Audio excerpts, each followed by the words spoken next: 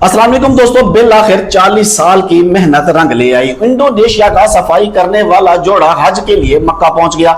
ये एक सच्ची लगन, बेमिसाल सब्र और नाकाबिले यकीन मेहनत की कहानी है। इंडोनेशिया का एक बुजुर्ग जोड़ा जो गुज़श्ता 40 सालों से सफाई का काम कर रहा था, आज उनकी जिंदगी का सबसे बड़ा ख्वाब पूरा होने जा रहा है। लेकिन मैं नामी ये बुजुर्ग शहरी और इनकी अहलिया दिन रात मेहनत कर रहे थे और आज वो सऊदी अरेबिया में खाना काबा के सामने खड़े गए हज की अदायगी के लिए।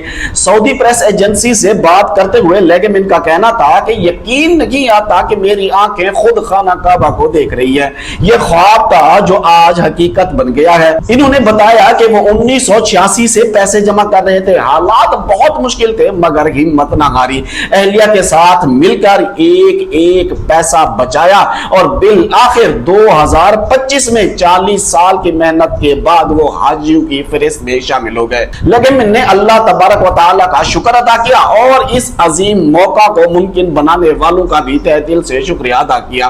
खास तौर पर मक्का रोड इनिशिएटिव का भी शुक्रिया अदा किया जिसने इनके सफर को आसान बनाया और काबिल अमल बनाया। ये कहानी हम सब के लिए एक सबक है कि जब नीयत साफ हो, इरादा पक्का हो तो चाहे जितना भी वक्त लगे लेकिन ख्वाब जरूर पूरे होते गए।